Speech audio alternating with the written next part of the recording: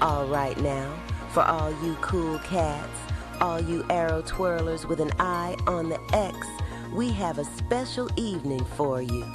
Guided by Wilderness Archery's own John Scar and Elliot Peters, it's Archery After Hours, where the bow rests and the night continues.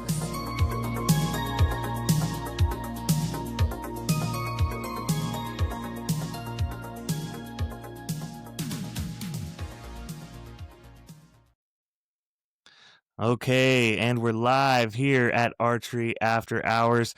Tonight we have a fantastic guest for everyone.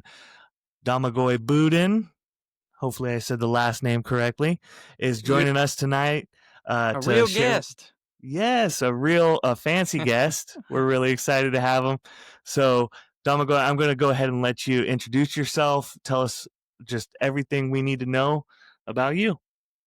Hey guys, I'm very happy to be here. Thanks for having me.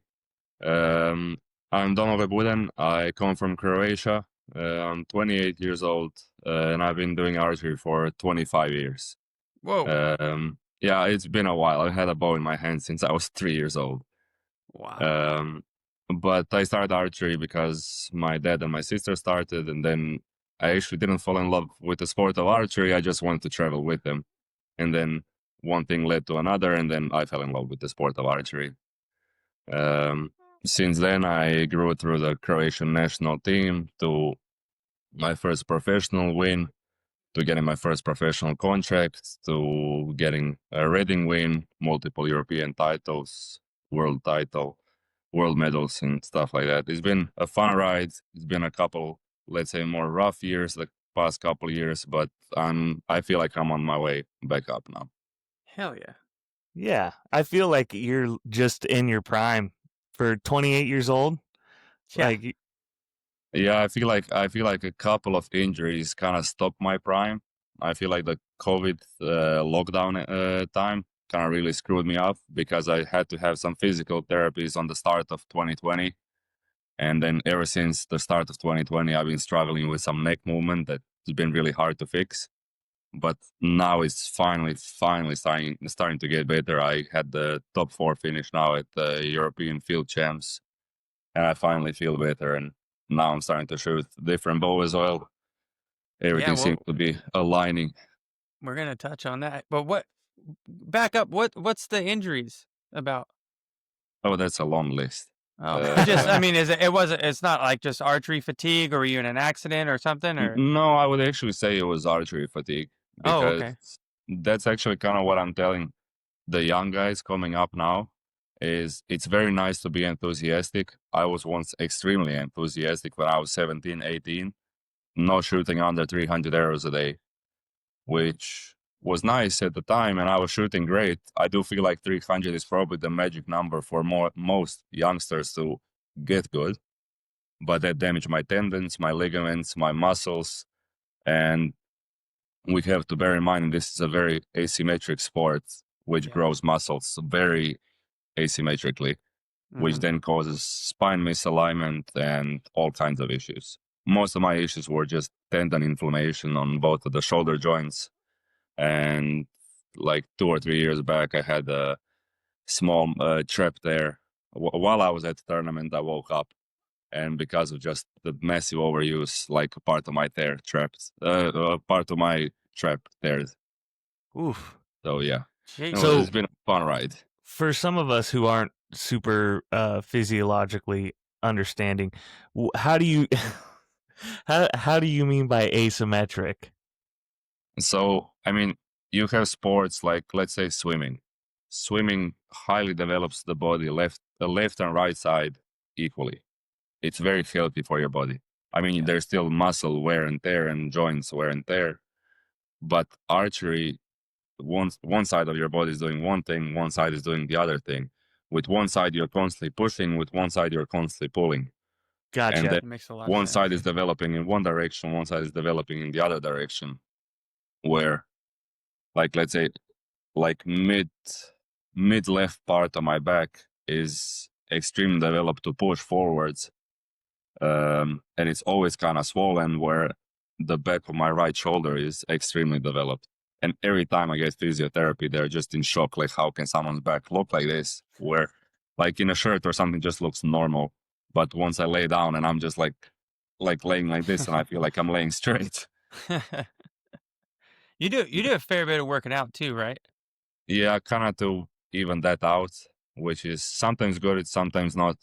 Yeah. A bit of extra physical strength is helpful for archery, Sure. but the amount of working out I do is kind of damaging for archery, and I have a hard time admitting that to myself sometimes. Yeah. I'm sure there's a fine line there somewhere, but I'm not anywhere near it, so I'm not going to worry about it. Yeah, there is, but it's, by my opinion, very low in the fitness standard, Sure. which I've crossed a long time ago. Well, Well, you're that making was it a work. Yeah, Thanks, man. I'm trying. absolutely. Yeah, that was a perfect explanation because I was thinking something completely different. So glad I now understand what you mean. It makes complete sense because I hadn't even thought of it like that before. But yeah, No, me you're either. absolutely, yeah. You're contracting your back muscle on your right to pull, and you're driving with your front muscle, so it's expanding. Yeah, you're never for doing the lack of a same thing better. on the other side. It's ever. Exactly. Yeah. And a That lot of makes people good think sense. like, oh, you're doing a sport, it's very healthy for you. I mean, yeah, if you're shooting like twice a week and like 50 arrows a practice, yeah, it is. But I don't think that any professional sport is Twice a healthy week, for. 50 arrows is healthy. I'm going to write that down. That's perfect. So you get out and like Yeah. just chill out and enjoy the sport. So before we move on, back up real quick. You said that your sister and your dad shot first? Yeah, like a long time ago, I think I'm not even sure when, I think in the 90s sometime. I think they might have like about 10 years more experience than me. So were they competing? You said you wanted to travel with them. Yeah, my sister was world number one. Oof. I did Yeah, not know that. world and European champion like multiple times, world finalist multiple times, World Cup winner multiple times. Like Oh, you're bred right into this. she's won so many things. I'll be Like if it damned. wasn't for her and my dad, I mean, my dad is a world class coach. I mean, I would probably say that he's one of the top compound coaches in the world. He still Wow. works with several countries and their national teams, and I'm probably headed that way as well. Wow. Yeah, so I'm Interesting. We'll get back to that soon. yeah. But yeah, I have two sisters. Thankfully, both parents. My mom's been extremely supportive of our archery career, and if she wasn't, it would have been very difficult because we were Sure. away for quite a while. I Yeah, would I can only imagine imagine. shooting back there is a lot of travel, or can you hit a whole bunch of shoots 2 hours from your house? Oh, I mean, there are shoots within 2 hours of our house, but Okay. not like what you guys imagine. I mean, don't get me wrong. I'm making this sound like I'm in a third world, but our tournaments are just like filled out tournaments where you guys can go like 30 minutes away to a pro shop and shoot for money. This is where, like, I don't know how it is where you guys are specifically, but I know a lot of my friends from Salt Lake area. Like, they're like, oh yeah, I won a couple $100 here. I won a couple $100 there. I Yeah. mean, we are happy when we get one tournament a year when you can win like $150. Oh, really? Just to feel a little bit of pressure that we feel at international events, because Sure. then you come to Reading, for example, where I don't know, in total I won like 35 or 40 grand in one weekend. Like, that's a lot of pressure for me because I like, especially because that in realistically Croatian standard, that's a significant amount of money. And then also I don't have the experience of shooting for any kind of money, like once or twice a Sure. week, how they do. And then also they, from what I know, they also really like side betting on those small competitions. Yeah. And we don't have that. So I would say that that's the major difference. Otherwise, we have a lot of the small tournament that we can go to, and yeah, to compete just for fun. Do you have anybody like relatively close to you that's you would say at your level? Yeah. So I grew up with Mario Vabro. Okay. He's a friend of mine that lives like an hour away, let's say. We grew up competing at all the same tournaments. We grew up exchanging national records, international medals as well. Okay. But he got a bit unlucky one season where he kept losing at indoor World Cups with literally 149s, 150s to Stefan Hansen and to some other guys. And he just decided that pro archery is not his thing and went like the professional career way. So that's kind of where our careers split. But that's about it, like who I can practice with or compete with at local events. Some Slovenian guys are really good, but I don't really see them that often. Gotcha. Yeah, that's gotta be tough. Like Tim Jesnik. Yeah, that guy at Vegas, man, stone faced. It's unbelievable. Like it feels like Vegas is his shoot. Like he comes to shine on that one. Yeah, it was. I remember the first time I saw him there, I was like, this guy's. He's not even feeling this. How is this possible? Yeah, he looked like a killer. I remember we were commenting that as well. Yeah, we're pretty blessed. So, as I mentioned to you directly, we're just a couple hours south of Reading, and we have some really great pro shops in the area. During the indoor season, we have at least 4 indoor money events, and then two extra invitational events. So we definitely get the opportunity to, get a little bit of extra pressure on. And then is that just within like your area, or are you talking like major streets? Within 4 hours of any one of us, there are a handful of, past national champions of, whatever class, senior, amateur, what have you. Like when the North State gets together, for the most part, there is a handful of pretty damn good talent. I mean, maybe not the best of the best, but knocking on the door, So it's, but that's the big difference you guys have there. Yeah, we're blessed in that department for sure. Yeah, and we're even more so blessed being wilderness shooters that we have Caleb Quiocho and Mark Rubio, both Vegas champions, and Reading BTB champions, just top echelon shooters that we have to go to league every night with them. So you learn a lot from shooter like that. Every night you're, as we say, it's just Caleb's Chick-fil-A money.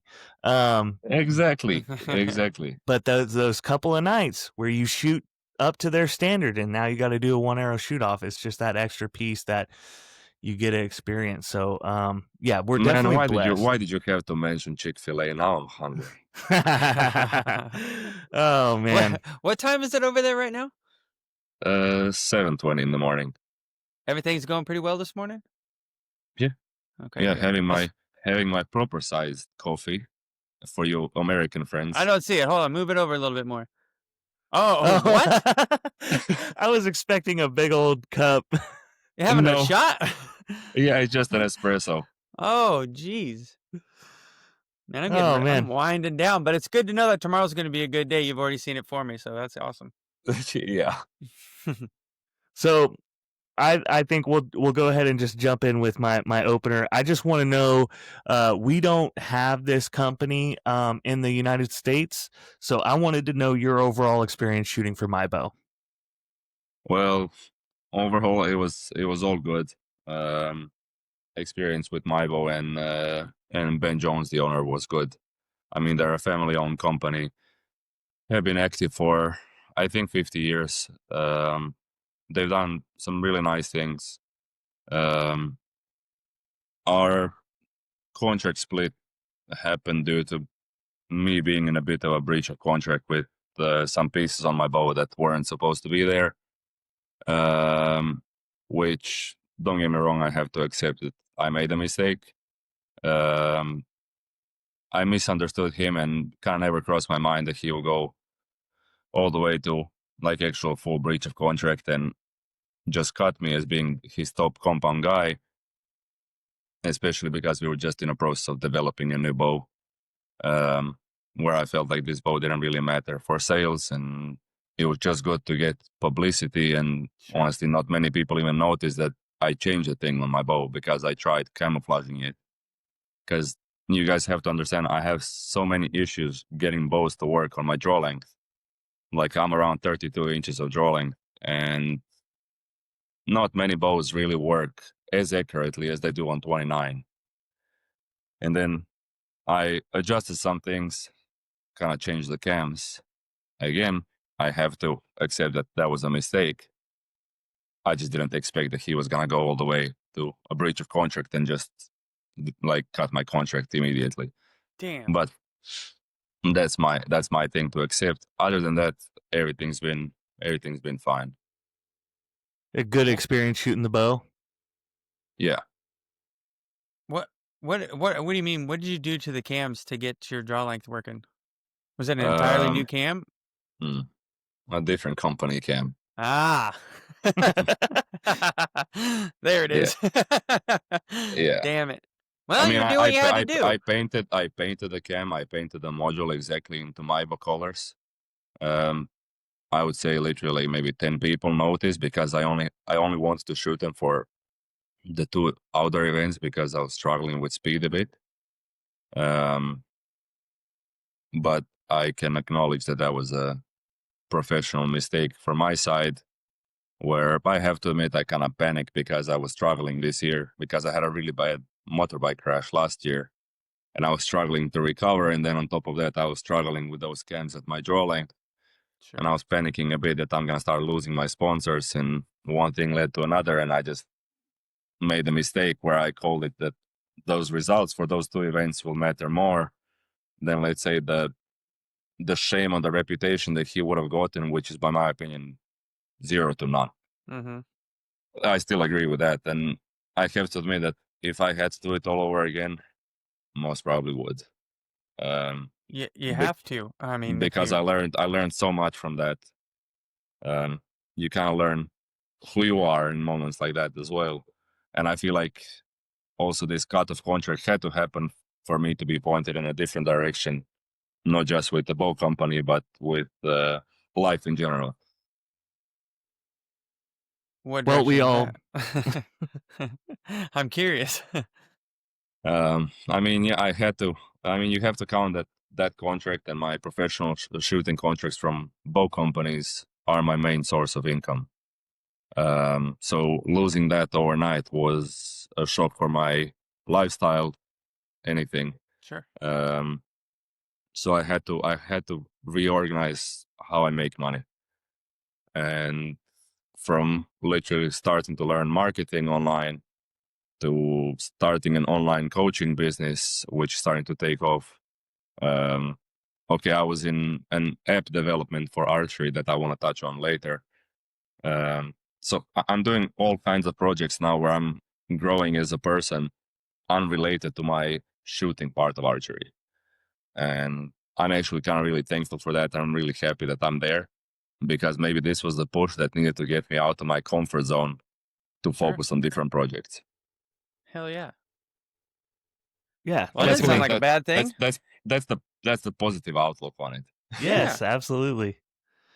So obviously you're no longer shooting my bow. And I noticed recently you've picked up an old friend of mine, the Title 40. And I wanted to know what your general experience has been with this Title 40 so far. So, I think the bow is amazing.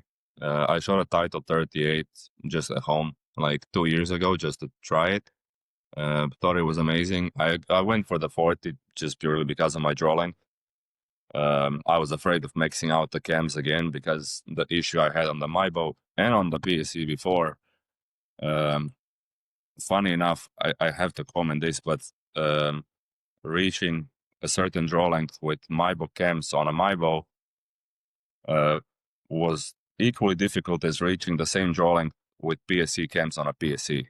But PSC cams on a my bow resulted in a much longer draw length and a perfect draw force curve. So even though those bows are kind of two alike, where they have some issues with patents, that's the only reason why I ever thought the cam was going to work, and it did work flawlessly. But the thing is, at 32 inches, when the cam rotates, the only thing that was left holding the string was literally just a loop. The string was pretty much hanging just off the loop and maybe like 1/32 of an inch on the cam. Where you look at Matthias Fullerton, Stefan, and other guys, if you just go down to like 30.5 already, they have like this much string at least inside the cam, which gives you like torsional stability. Sure. You don't have to worry that you're going to derail the cam if there is a bit of a wind gust. And the moment you get under pressure, if you put the tiniest bit of torque on the bow, those arrows are going to be flying everywhere. And there's nothing you can do on torque tune to fix it. So that part for the Matthews for me works great because the 40 is the first bow that I've shot in probably like almost 10 years that I have like about this much of the string left in the cam, which I can really feel because the bow is so much more stable on my torque, which I don't know if you saw my post. I actually posted about torque tuning. Bringing your wrist back, yeah. And the smallest difference just made like the setup dead perfect. Other than that, I don't know. I can't give you an extreme amount of feedback. I can say I don't like the factory grip, but I think that's very normal for most people with big hands.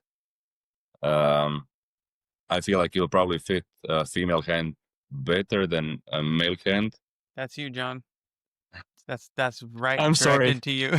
I'm sorry. I'm sorry. Oh God. Oh no, that was perfect. It was hilarious. As soon as you said that, I saw John go, "Son of a bitch." but yeah, I mean, when I tried it just felt like a smaller fit.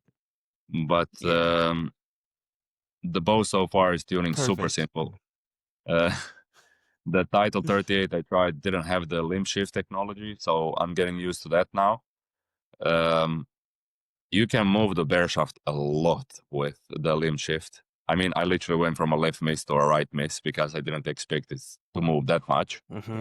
I'm somewhere like 6 o'clock 9 at 20 yards now, where I just left it to try, and now I'm just playing with the balance. And I removed the string stop 2 days ago because I feel like the bow gives much more feedback through the grip without the string stop. I always preferred removing the string stops. Yeah, we just talked about this. Yeah, I was speaking with engineers and some pro shooters about the difference between string stop on and off, and the general consensus that I've gotten is the removing the string stop provides a lot more feel, but can also create less forgiveness. So. Can you actually explain who said that it creates less forgiveness and why? Because of the consistent release point of the knock from the string that the string stop creates is a consistent point of release versus from with the string stop out, where sometimes they called it hang time. It stays on the string a touch longer, and things like that can create kind of acting like a shorter brace would. Yeah. Some people can get vein contact issues on the wrist if they remove the string stop. It's gonna stay on the string much longer. But what I don't like is I can understand the string stop in my head if we don't have binary cams. But if we have a perfectly equal system on top and bottom, and then we're introducing a string stop that's just on the bottom on the bottom half of the bow, then we're putting in something that's making the system not equal. Like we don't have a symmetry in the system anymore, and we're breaking the string just on the bottom part. It would make sense to have one equally above that center line, right? Yeah.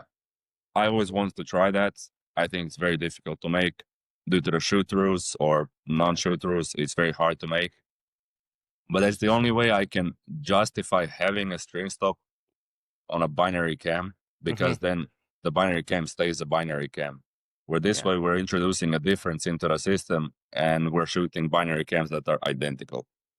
See, this is what I love, because I did my own research and information on the back end, and from you, I'm getting a completely different explanation that also makes perfect sense in my head. But then when I go and try and shoot the bow without a string stop on, I can't shoot higher than a 290. Seriously? Oh yeah, it was really bad. Yeah, it was really bad. It was a rough day at the office. I was not happy. But we talked about this before. It seems like you would almost have to just start from scratch if you're going to run it that way. If you're seeing that big of a drastic of a change, it seems like maybe it just needs to be. It could be a center shot thing. It could be who knows, but it might just take starting completely over because we know that there are guys that can make it work. Pound. By my opinion, if there is such a big difference, like I don't know what your normal score is, but if there is such a big difference, leave me alone. This is a bullying session now. Yeah. But if there is such a big difference, I have to agree that I feel like maybe something else is the issue and not the string stop. Removing the string stop just exposed the other issue. Now your job to find it. Because for me, once removing the stop, all I can get is maybe like a 20% decrease in group size, like actually increase in group size. You get like a little bit of a wider groove. And then with the tiniest tune-up on the wrist, I'll go back to a super tight groove. And one thing that I noticed when I remove the string stop, I most often remove the flyers. So I can get a lot of inside outs, but I'll get a lot of flyers. Once I remove it, let's say those inside outs will happen more rare, but I'll also get way less like super big flyers. And then with a small tune-up on the wrist, I start getting super tight groups again with a lot of inside outs without the flyers. So would you start with manipulating your rest after taking out the string stop? Where would be the first for someone like me that's tested it and seems to only shoot worse with the string stop out? What is the first thing that you would address? Well, honestly, I would just go back to the basics. I would just take a bear shaft or just get close up to the paper tune and see what happens with and what happens without. And try replicating. If you found a bear shaft tune that worked on the string stop, try replicating that without the string stop. That's kind of when testing has to take place. There's also one question: are you 100% certain you're not touching the string stop with your forearm when it's on? Yes. Okay. Yeah, because my arm's nowhere near it. I'm asking that because a lot of people have that issue, and then you remove it for them, and then, oh my God, the ball feels totally different. Well, yeah, because you have 2 points of contact, which is illegal. Yeah. So I shoot actually a full inch short of my draw length. So I'm shooting my draw length's 31.5, and I shoot at 30.5. The way that I found it was when the Title 38 came out, the bow that was sent to me came with 30-inch mods, and it took about a month for me to get the 31-inch mods to me, and so the 31.5-inch mods to me, and by that time of shooting at 30 inches, when I got my 31.5-inch mods, it just felt like I was floating in the back, and my scores drastically went up indoors, because that's when I got the bow.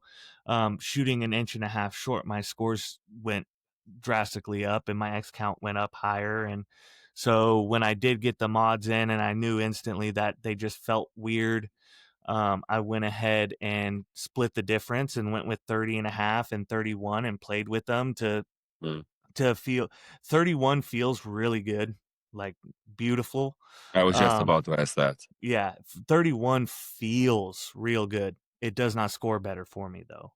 So I tend to have more drastic misses with the 31, and it just, whether that's holding weight, I do hold a lot of weight on my bow, or it's like been a while. Stabilizers or on the leather? Stabilizer.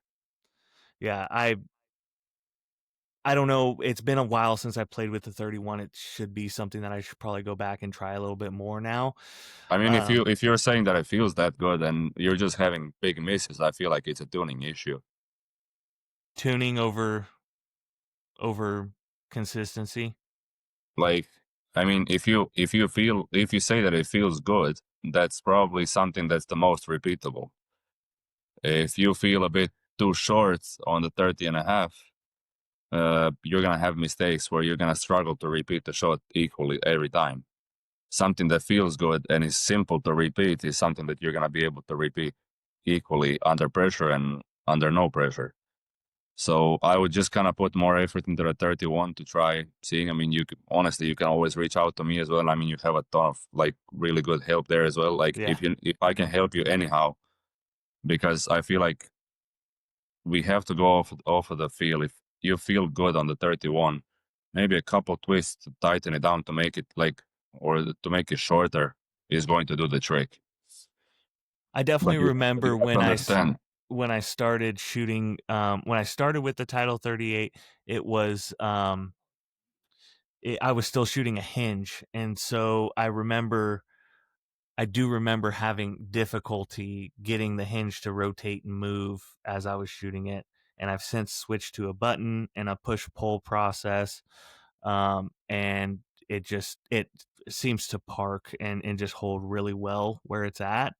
And I don't know, I'm so hesitant to touch and play with things when I know if I make a good shot, it's going to land. And my misses are, oh, it's just out at 3:00. Well, it kind of broke over there or something like that. I don't really have those drastic, unexplainable misses. I kind of typically know where it's at. Now, sometimes there have been some where they go off and it's like, oh, I broke that at 6, but it's out at 12, and so that does lend me to want to tinker with stuff a little bit more. And so when you said that about the string stop, that's why I wanted to ask, because if there's something I can do to try and learn and grow, I'm always going to try it, whatever it is, especially during indoor season. You should change your draw length and pull that string stop. That way, everything feels so freaking new. You won't even know where to look. Yes. Just like it's a whole new bow. Just think of it that way. Be like, I'm just tuning a new bow and see. Honestly, I'm not even that joking, because like when I shot that year, I shot well at Reading. I think I was a 1/2 inch difference from when I shot well at BTB, and it's the same thing. It was a fit and feel thing, but like the same draw length that from Reading, my Reading notes didn't feel good on that bow that year at the BTB, and it was one of those things that it took a minute for it to feel good again, because like big drastic changes like a 1/2 inch is going to feel like shit no matter what. It probably takes a month for that to feel good, but like I do like what he's saying about if it feels naturally good, maybe build on that. Yeah, I'm all game, especially right now. I've been into indoor for 2 months now, so I'm all up for changes. I've been what needing a are you reason. shooting on your arrow? Biter. Yeah, so that's the best case scenario. I didn't expect you to answer that. We love those out here, believe it or not. Yeah. Yeah, no, because by my opinion, they are the best and the most consistent nocks out there. But I was thinking if the amount of grip you have on the knock and the string, if that's too tight, then you might have issues with removing the string stop. You're talking about the width of the center serving biting on. Yeah, no, it's yeah. I had it's good. Because if that's good, then just start with the bear shaft tuning and see if your bow does something freaky once you remove the string stop. So start with the bear shaft tune. Perfect. Yeah. That's where I'll start. When you set up, let's say an indoor setup, do you start immediately with bear shafts? Yeah, pretty much. Yeah, and when you shoot, and you're just getting them to hit with the fletched at 20, or do you have something more extensive? No, I mean with the fletched at 20, let's say, can be a starting point, kind of the same as a paper test bullet hole.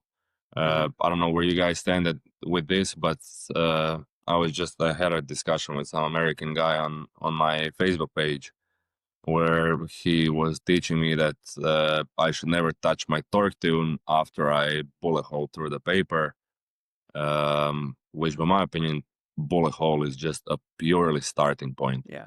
As I said there, I can refer to Rio Wild's video from like 2011 or something like that, when he posted his starting point on the paper test is a high left tear, but I mean a super small high left tear. He will get a bullet hole, then move his wrist inside, like to the right, 0.5 mil, and down 0.5 mil, because he wants to give the arrow direction.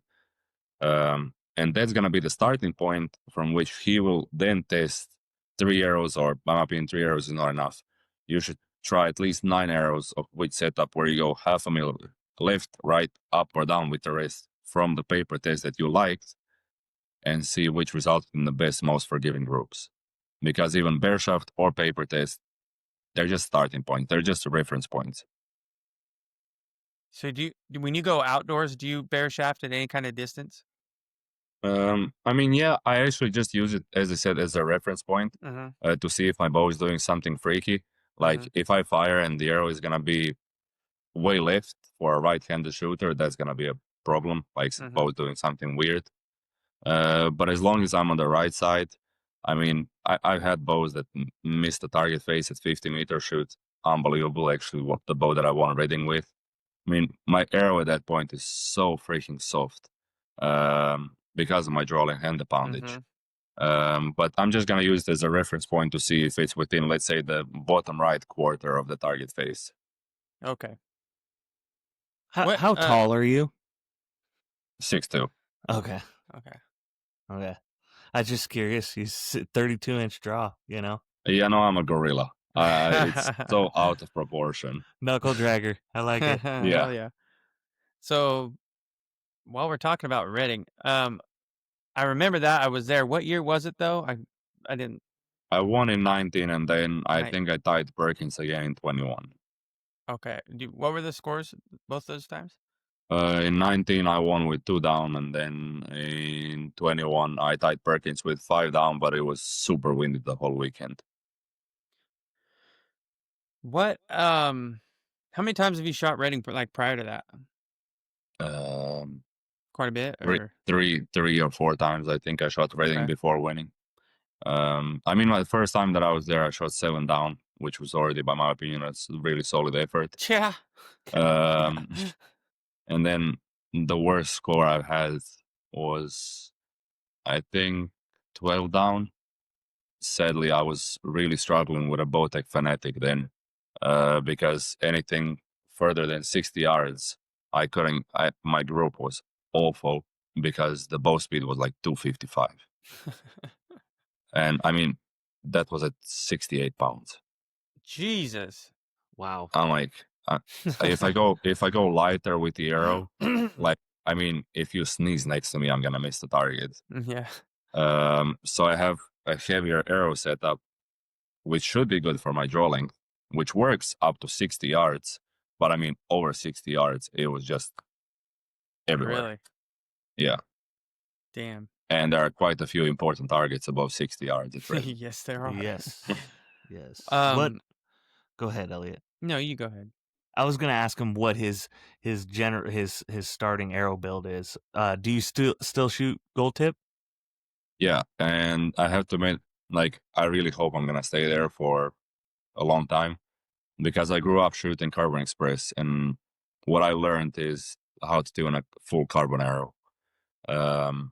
Also, in my drawing, I struggle with extents so much because I find them too soft, and I don't know how to tune properly how some of the American guys do, like Steve Anderson, those guys with low FOC, which for some guys is like a controversial topic, but FOC is a point of balance and it's very important for wind stability. And for us target shooters outdoors, it's important. Yeah. A lot of American guys I've heard on Facebook and I've seen on Facebook say that FOC is just a myth, that it's not important. That for me it is. And then when I see Steve or someone shooting a 30 or 31 inch arrow with 110 or 120 grain point, like, I don't understand how that works. I can see how that works with no wind, but then I also saw the same guys fall apart the moment a little bit of wind would come, and then I would strive. I think that FOC thing over here for us, a lot of it stems from hunting bullshit. There was a few years back, there was a huge push for hunting arrows to be super heavy, way up in the nose, 20% FOC, and I'm glad that's over with because it was ridiculous. You had people building these really big 600 grain arrows trying to tune them. It was dumb. But I think FOC, like on the target end of things, I think most people can understand bucking the wind. There's something there to that. The 20% hunting thing, that's all. Yeah, Absolutely that's where a not, lot yeah. of people are like, that's bullshit. Don't worry about it. But and I've what do you run for a target point weight out front and outdoors? 140. 140s? So yeah, coming back to like my starting arrow setup, it's always been 30 inches, like 30 inches just carbon to carbon, with 140 grain point. That was the sweet spot for me. That setup worked unbelievable. I mean, combining a carbon arrow with the Performex at 68 pounds, I was shooting like 288, 290 or something like that. My arrow weighed 474 grains, I think. It was a Carbon Express Nano RZ. And I mean, that setup was unbelievable. But now with a full carbon arrow, again from Gold Tip, and the good thing is actually they're a bit lighter than Carbon Express. So I get some more speed with the same accuracy benefits and durability as well. So I'm running with this setup that I said now would be a 445 grain arrow with some decent speed. But due to issues I had with the speed on the my bow, I had to cut down the arrow, which was super extreme for me. I had to go out of my comfort zone. I cut it down to 28 inches at 32 inches of draw length, which was pushing the limits of overdraw rules. In World Archery, I was within the limits, but it was maxed out. So I cut my arrow down to 412 grains, I think. And then I managed to get enough speed that I was testing like at the end of this season and actually ended up shooting pretty good. Gotcha. Indoors, it's always 30 inches and then 160 or 180 grain point in the 9.3. Okay, so you're not a huge point weight guy on indoor arrows, huh? Like 250, 300, nothing like that? No, I just couldn't get them to tune. Only 27s I can get to tune with like a 250 in the point, and I think that's what I run on a Gold Tip Triple X. Is it 250? I think it's a 250. Yeah. Gotcha. I've only shot the lower point weight indoor well. Yeah, I don't know. I don't shoot indoors well enough, but I've always felt like a faster arrow gave me a little bit more forgiveness. So I've always just stuck with like a 150. Yeah, where you see, I can give you like a counter argument to that. If you have a faster arrow, it's going to have a harder time straightening out before the target if you make a mistake. Like you don't want to go overly slow indoors, but there's a reason why a lot of guys drop their poundage from like 60 to 53 indoors, because they want to slow down the arrow so it has time to straighten out before the target. Because when you make a mistake and the arrow is super quick, you're just gonna get a flyer somewhere and it's not gonna be able to straighten out. And I know a lot of people, like I think Braden went down to like 53. I most of the time go down to like 53 pounds indoors. Really? And that's usually my sweet spot. Yeah, that's at least how I justify why a lot of guys are shooting extreme vane angles, like vane offsets, indoors, because the rotation also slows down the arrow and stabilizes the back of the arrow. Yeah, Bodie had some insane helical on his 4-fletch at Vegas. That looked like... And a 4-fletch as well. Yeah, I like the 4-fletch. I've been running the 4-fletch. I haven't tested it. I'm kind of scared to test it on a rest with a blade. It's not that bad. What's your take on blade versus dropaways? The only thing I can tell you there is with the amount of travel that I do, I don't feel comfortable introducing another thing into the system that can go wrong within travel. It's fair. Fair enough. You heard it first, Elliot. I think overdraw has its benefits. I think rest has its benefits. Maybe tuning wise, I would even say that the overdraw is maybe more simple, because you can literally just remove the blade from the veins and run whatever helical you want indoors and outdoors. But it's just I don't want to introduce another problematic system into my system now when I travel, because I mean I already had my bow broken twice this year from Turkish Airlines. Yeah, I really don't want another issue. And that friend of mine, Mario, when we flew to Korea for the Worlds, he was running a Hemsky drop away. Not to take away from Hemsky, I think they're amazing drop away wrists. But we came there, I mean, it was all screwed up. Really? He was chasing the tune the whole week. Oh, damn. But yeah, that's the only reason what I can tell you why I'm not shooting it. Okay, fair enough. Are there any finer details or techniques or information that you can glean that you utilize to make changes on your bow to shoot better or create a more accurate bow?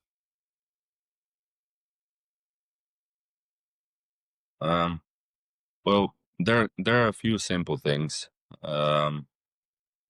Like for example, when you feel like the bow is not really aiming good, like you feel like you're doing one thing and the bow is doing another thing, what I'm gonna do, and I mean, please take this with caution, because I know that a lot of people might listen to this. I want to like just do a disclaimer.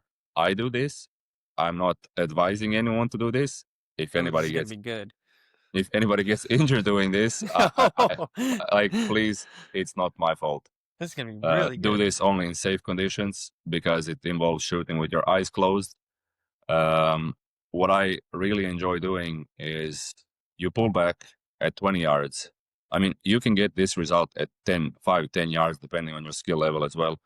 But in my opinion, the higher the skill level, you can go further the distance. I even do this sometimes at 50, but that's pushing it, really pushing it. So you pull back, you center your peep, put the dot in the middle, close your eyes, and go into your normal shot execution. For me, if everything is fine, including my shot execution, the arrow should stay within the yellow at 20 yards. Because, because I mean, if your push and pull is good, you shouldn't drift away too much. Yeah. Then if you go super left, your front part of your bow, your front part of your shot is way too dominant. If you go to right, you're pulling too much. Where there you can play with different draw lengths a bit to clean that up, because that's your subconscious shooting. That's the shooting that you're gonna feel when you're under heavy pressure, under competition nerves.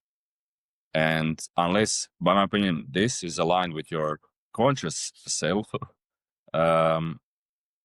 when you get nervous, you're gonna be fighting the bow and yourself. Ooh, that's a hot tip. I like it. Yeah, something I discovered a couple years ago that helped me extremely under pressure, because all of a sudden the bow didn't want to escape from me under pressure. It just kind of stay there. And I do that ever since then when something's off. So you do that as a reference check, or are you doing that when you're going through draw length, let's say? Well, I'll do that when, like, once the setup is where I feel like I like it, you'll verify. I'm gonna do that just to see that something is not awfully wrong and I'm just being subjective. Okay. Because if I pull back and the arrow stays within the yellow, I mean, to be fair, on like really good setups, and when I was really on it, 5-6 arrows in a row, I wouldn't miss the X like that. So are you shutting your eyes at the last second and sending it? Or some people's shot process is really, really long. I couldn't imagine standing there for 7 seconds with my eyes shut and hoping to hit anything. You see, that's the issue. If you have normal shot timing, then like you can shut your eyes the moment you the moment you settle in and put the pin in the yellow, and like let's say your shot is set, there's no more changes to be made, then you can close your eyes and go into shot execution. I can advise people, like if they listen to Joel Turner, and that there's a part of the shot where you go into shot execution, that's when you should shut your eyes. Gotcha. Because that's the Ooh. important part where people start pushing and pulling all kinds of weird ways. And it's going to show all kinds of different mistakes. You just need to have, by my opinion, an expert next to you to be able to read what it shows. As I said, people, take care. Please don't do this in a silly way. Don't do this when someone's in front of the line, and just be careful. Is there anything that if you see that, like, for example, you said if it goes way out left, is there anything that you see when you do this that you can address, or, okay, so it's way left, that means this? I would, let's say if it's way left, in my opinion, I would sometimes shorten the draw length a bit. See if it helps. Most of the time, if the draw length is too long, you're going to go low left because you're just going to be pushing low left. You're going to be overly extended. Do you do this? Do you take an average of like 5 or 10 shots? Because I can imagine shooting a target with my eyes shut and not really trusting that it was the form that put it there. Maybe it was the fact that my eyes were shut. And, I would imagine there's a number there where you have to shoot a few of them and get an average. Like, yeah, they're all averaging an inch left or more. Yeah, if you shoot at least 5 arrows, you're gonna get you're gonna get the picture of it. The thing is, if you close your eyes a shot, like before shot execution, like going into the process, and one time you get a left arrow, right arrow, high arrow, low arrow, you need to go back to blank veil and shoot quite a lot of arrows because you're not repeating your form good. They should be consistently in one direction. Let's say out of 5 arrows, 1 or 2 arrows can go somewhere. But if every arrow is somewhere else, your form is super inconsistent. And you need to go back to just practicing blank veil, which people hate, which I understand is horribly boring. It's a crucial part of shooting, by my opinion, to be able to be repeatable. John, this is the first like truly hot tip we've had in 4 episodes now. Like, this is killer. I know. This one, this one down. Specifically, I'm gonna go back and re-listen to this episode. Like, I'm gonna shoot with my damn eyes shut, dude. That doesn't sound. That's not what I thought I'd come out of here doing tonight. Well, I've been trying to get you to do that at least during shoot-offs, so that we could win something every once in a while. Well, if he gets his bow tuned now properly and his draw length and everything, he might not help you anymore. I'm gonna pull oh man, this is gonna be good. I got him signed to a contract. He's stuck. No, now you're gonna have to put a disclaimer in your show. No shooting with your eyes closed. Yep. I will make sure to put that up there in the lanes when I get back. I think that's because you talked about doing that specifically and making adjustments to your draw length.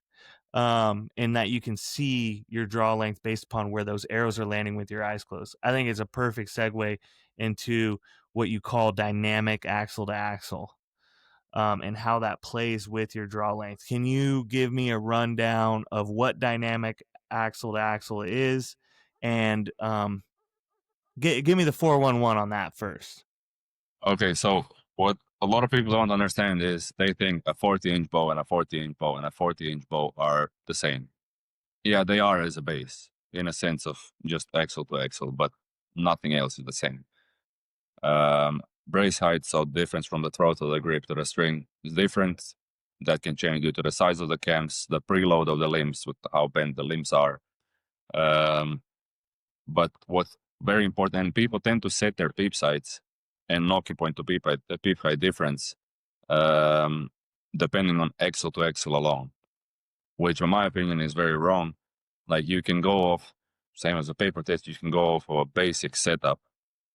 But from going from a my bow to a Matthews, I had to increase my peep height by a couple millimeters because what I'm getting at, the dynamic axle to axle is different. What I mean by dynamic is the axle to axle at full draw, where if you have parallel limbs or preloaded limbs, like PSC is kind of like preloaded parallel, compared to my bow, which is more open, like the older Hoyts, the exit to exit is going to be way different than at full draw, even if the starting point is different. If the starting point is the same. That's what I meant by dynamic axle to axle, and why people need to pay attention to it. So if I understand correctly, dynamic axle to axle is taking in all counts of what the bow is, the riser height, the cam size, the limb orientation, whether that's parallel. No, dynamic axle to axle is measuring axle to axle at full draw. No other factors. Oh, okay. What I'm saying is that people need to. Sorry if it's still early in the morning, but people need to understand there are so many factors that make a drawing adjustment or like a drawing setup or a peep setup count. So what I meant on dynamic axle to axle is that a 40-inch bow and a 40-inch bow, you might not have the same peep height that feels good, equally good. Some limbs might bend more at full draw. You might get a shorter dynamic axle to axle, which might result in the peep sight having to go higher. String angle. Yeah, string angle is going to be different. Right. So causing the short peep to need to go higher. Yeah, the shorter the dynamic axle to axle, is that steeper, lower string angle. How would you say that? Yeah. You need to go higher. The more open the string angle, you need to go lower. Gotcha.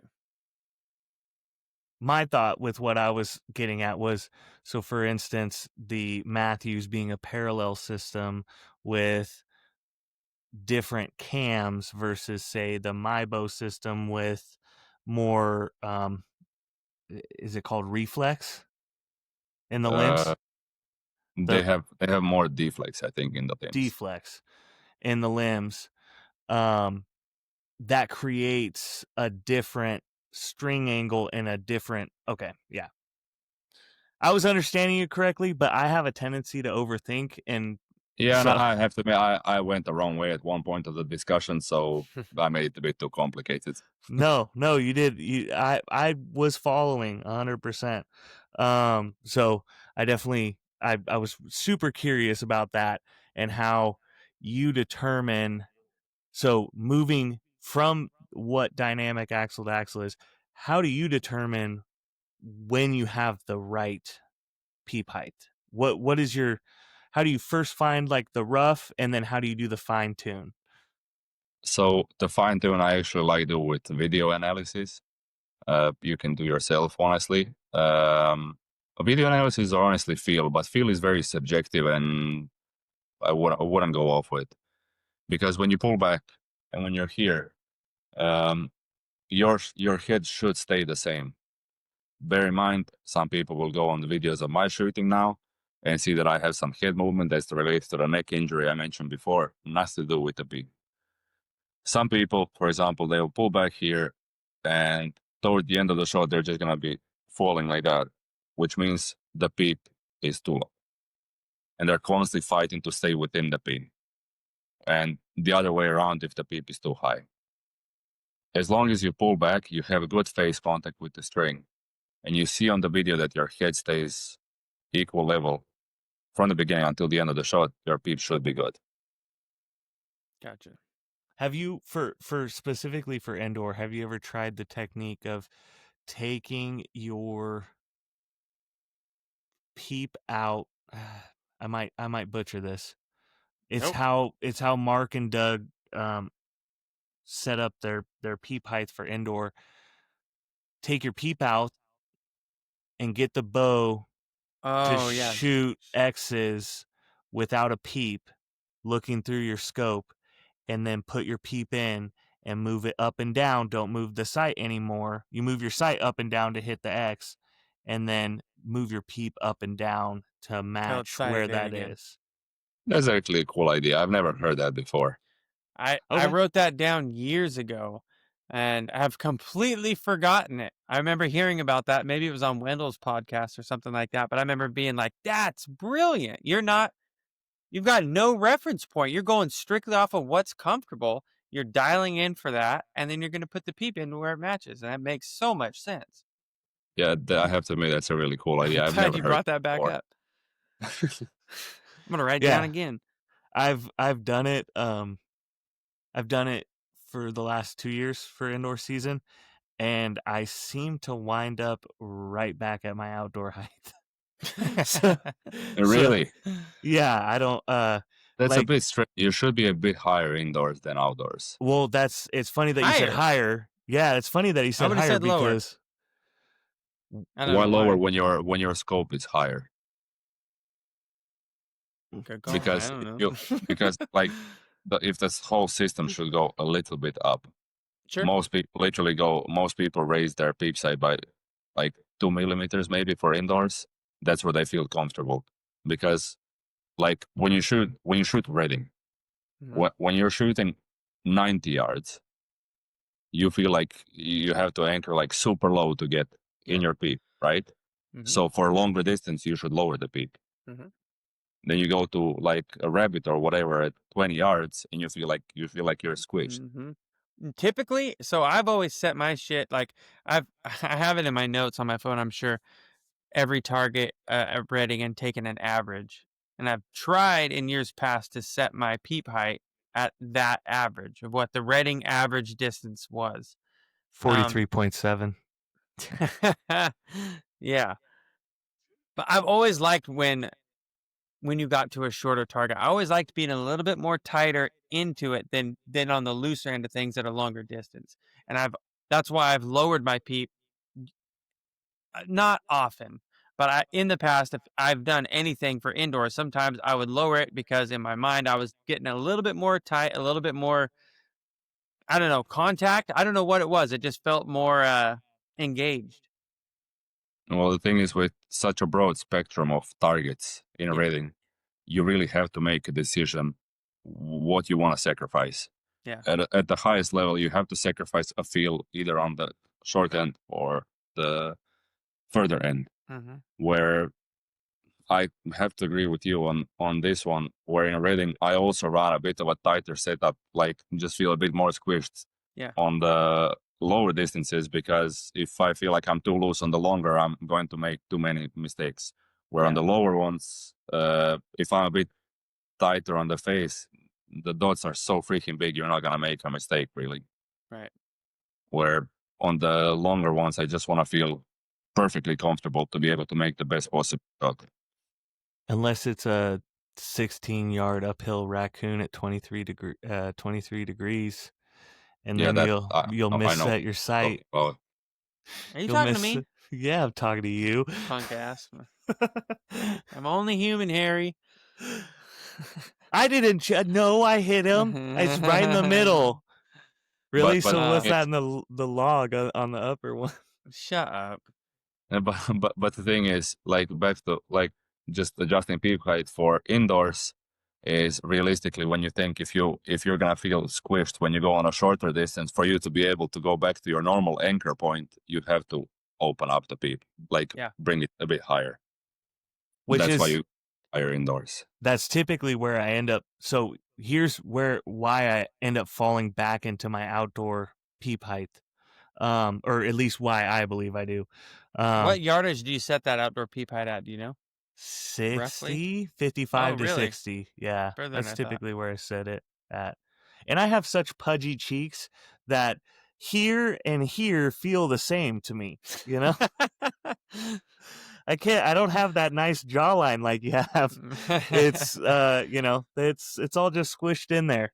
But I typically set it, I always start higher, and then I start to feel like I lose it out, like I'm trying to fight. Even though I've raised it up, I start fighting to get it in, to stay in, and I just notice that I start getting those low misses, and it always starts with a low X, and then it's a low 10, and then it's, just barely catching the line. And it's because I'm starting to lose my peep out the top as it's going away from my face, I feel like. And so that's why I always end up bringing it down until I can't lose the peep through an extended shot, is kind of how my final, and I've already done it this year where I've changed it, and it's like I'll hold the bow at full draw for 15, 20 seconds, and that's a long shot for me. And as long as I can keep that peep housing perfectly centered after I've found the happy medium of kind of in between my indoor and outdoor height, that's where I'll kind of leave it at. Because I don't want to, if I do get under pressure or whatever, I don't want to lose my peep in that situation. That's at least how I found it. Can you repeat that? Me? No, I'm just kidding. I'm John. So recently we've been introduced to a new format of competing, and I just wanted your quick overall thoughts on this, just because it's kind of been out in the archery news. The Archery Premier League. I honestly think it's super cool. Finally bring recurve and compound together, where like I feel like even when compound entered the Olympics, at least on this side of the world, a lot of the recurvers started getting salty about it. So I feel like it brought an even bigger rift in compound and recurve archers, where I think it's super nice to see. I think honestly it's super fun to watch because you never kind of know what's gonna happen. Yeah. I honestly find it super cool. I think the prize money is super high, but I was actually Googling it yesterday because I wanted to comment with you guys, but I couldn't find it anywhere. I just know the archers told me that even the losing team is getting like a significant amount of money. Ooh, that's nice. Yeah. Get some of that oil money. Finally. No, I just, so I'm actually a huge soccer fan, and so I just thought it was ironic that they called it the Archery Premier League. Yeah. So the Premier League is a farmers league for any of you that don't know. Anywho, moving on to more important archery things. You've been primarily competing in World Archery events, and I noticed you've been going to a bunch of those recently. Kind of your overall thoughts and experience there, and then also, was there something specific or something that you learned from those experiences this year? You mean just from the World Archery event this year? Yeah, primarily. I'm curious because we had one of our shooters, Caleb, go and represent the U.S. at the Youth World Championships in Canada a couple months ago, and he's a phenomenal shooter, and just kind of wanted to mix it up with a little bit more World Archery stuff, because realistically, a lot of us out here, we don't do a whole lot of that. There is the USAT and things like that, but specifically like me and Elliot, we don't do a whole lot of World Archery, FIDA, USAT formats. We primarily are safari and indoor shooters. Yeah, so you're staying on the enjoyable side of archery. I knew it. I mean, I have to admit, if I didn't enjoy it, I wouldn't do it. I enjoyed the World Cups as well. I think with the change in World Archery presidency, we're actually going to see a positive increase in participants in World Archery events as well, and just positive changes in World Archery events. At least I'm hoping for it. Yeah. Yeah, honestly, I think maybe I'm the wrong person to ask about this year, because this whole year has been a struggle for me just getting back from the bike crash, and I didn't really pay too much attention to the events on their own. I just noticed that the results are getting crazy high, and it's very normal to go home with a 150 or 149, which can be very disheartening. I felt the best in Korea at the World Champs this year. At the elimination day, it was just like pouring down with rain. I mean, pouring down, a proper monsoon rain. I mean, you get soaked by like 3 drops of rain. But it was so warm that it didn't affect absolutely anything. Shot good in eliminations, got kicked out, I think 148 to 147 in that rain from a Polish guy. I think, honestly, I'm really happy to see that they put in, I think, top 16 shot at the finals field this year. So from 1/8 on, you get to follow match by match. It's just the schedules are a bit confusing, and for anyone getting into it for the first time, you need a very good team manager to lead you through it because the schedules are extremely confusing at the moment. Mm. Well, that's good to know. You honestly fire some more direct questions if you have anything directly on mind from World Archery events, because nothing really comes to mind at the moment. What okay, what would be the first thing that you would improve? Domagoj is president starting right now. What's the first thing you change? Oh Jesus, you're putting me on the spot. Honestly, it's not event related. It's related to sponsors doing like sponsors that are manufacturing copy equipment. I like this guy. My man. Having contracts with them is totally unacceptable, and that should be cut. They should be cut immediately. 100%. The thing is, I can understand Greg Easton as well. I think I'm not 100% sure, but I think they're pretty locked in with the contracts, and they probably have to finish the contracts first, unless they want to have some legal issues. But I mean, I have to be honest, having a world ranking named after a fake ass company, I'm not a fan of it at all. Nope. That was hard to see. Yep. And that's the first thing, and then I would try making events more accessible, with having the limits of having to go into official hotels at every World Cup, unless you don't want to pay double the entry fee, which was doubled this year as well. So the entry fee is now 600 euros or $600. Sorry, I'm not 100% sure. It might be like 500 euros, $600, which is like the Vegas shoot with nowhere near the Vegas shoot price money. And then we also have to be in the official hotel, because if you're not in the official hotel, you pay $1,200 for the entry fee. At that moment, you're losing so many participants. That is so crooked. I can't believe that's a thing. That doesn't make any sense. Because there's backdoor deals with whoever's got the hotel. Yeah. Yeah, and then you literally go, like most of us would just check on booking.com or whatever. You check the hotel for that like time, and you see, I don't know, we had a couple events where we were paying $350, $400 per night, because they also, on top of the entry fees for the official hotels, they charge us like an obnoxious amount of money, because we don't book through the hotel. You have to book through the organizer, which defines his own price per hotel. So they end up getting the room for, I don't know, like $100 per night. They end up charging the archer not like 150, 200 to cover the transport and their cost, plus a bit extra, because I'm okay with them making money, whatever. But I'm sorry, but you don't. If it's $100, you don't have to charge $400 for the room.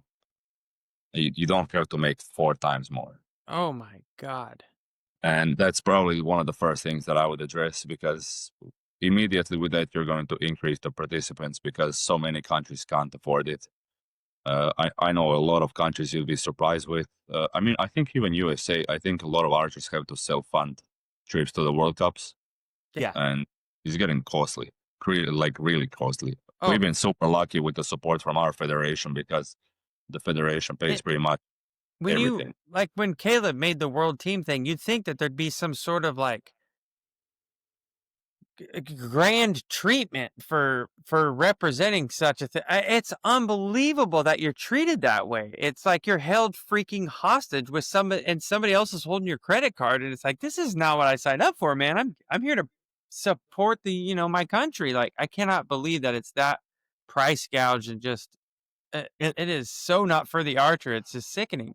In the U.S., I'm pretty sure specifically. I don't think the adult senior team has to, but I'm pretty sure. I think they do. But then if they rank amongst like top 8 or something on the first World Cup, then they get the rest of it funded or percentage funded. That's at least for what I remember from last year. Maybe something changed. Yeah, I know it's something funky, but for like Caleb, who's under 18, it's all self-funded, and I'm pretty sure he even had to pay for his jersey. Don't quote me on that. Oh, that's unbelievable. He might have gotten one, something like that.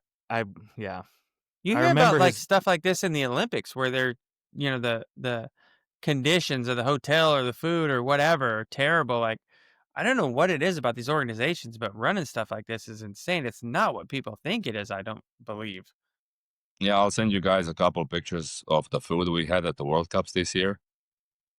Pretty Where rough? you're paying 300 euros per night, and you end up getting, what do we get? I think I got two pieces of broccoli and like 2 potatoes this size. And I'm looking at the woman like what the fuck? Like, I'm sorry, like, excuse my language, but I'm like, what the fuck? Hammer down. And I mean, that was in Spain. I mean, it got so bad that, like, it was really cool. They invited us to the Croatian embassy in Spain just to, like, get to know them and just show up. And then we ended up telling them about the food, and the food ended up getting so bad that we complained so much that our embassy actually had to intervene and talk to the organizer. This is absolutely unacceptable. I mean, that's the highest, like one of the highest political ranks you can have. And when the embassy has to get involved, like not many people even know this at all. Like our main ambassador for like Spain in Madrid, like she literally came up to the organizer like, this is unacceptable. No way. Yeah, the food. Crazy. I mean, the food was good on them. horrible. I mean, that's awesome. But God dang it, you need like a couple 100 grams of protein just to get by, right? Yeah, yeah. I mean, my friends were cracking up at one point because I mean, I started like kind of yelling at the woman because she gave me that much, and I'm like, look at me. I'm not going to get my bow back in the morning if you don't give me some more food. No, I literally ended up going to a sports shop, buying myself proteins, and then you end up ordering every day, like ordering food every single day. To like, supplement what they're not giving you? Our federation pays so much money to be here. Like, and then I have to spend of my own money. I have to spend like, I don't know, 30, 40 bucks a day.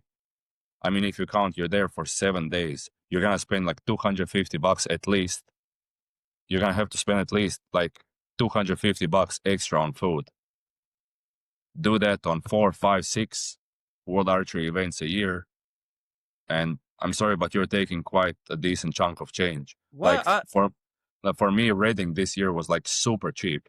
I managed to just organize it. No, like organize it really well. Like for some reason, I stayed with the guys from Salt Lake and Utah in like an Airbnb. The cost of food was like super low because we all share the cost of food. Yeah. The rental car was super cheap. I ended up doing Reading for like less than $2,000, which for me to do an overseas trip is unbelievably cheap. And then when you think after a few World Archery events, I end up actually spending that amount of money on extra food on top of being super expensive. I'm like, you just threw one Reading away for nothing. Reading's got to be your favorite shoot of the year, huh? Oh, of course.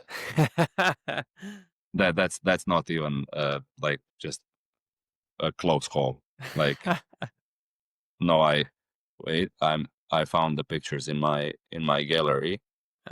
Oh. That is nuts. You are like such a name another sport where you've made it and you're representing your country or something like that, and that's how you get treated. Like, that's nuts.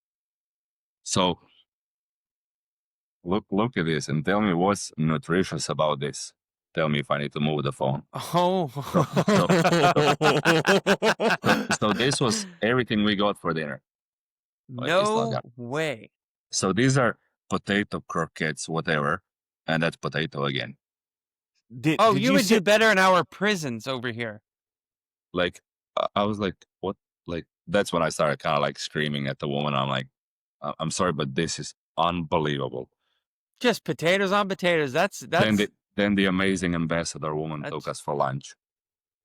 And we ate amazing steak. Oh, yeah. That looked way better. That was amazing. Oh, yeah, this was this was the next day. We got one pizza slice and some broccoli. Pizza and broccoli. It's the perfect. Did you say this was in Madrid, Spain? Or was this in Siberia, Russia, in the Gulag? I think they potatoes on potatoes.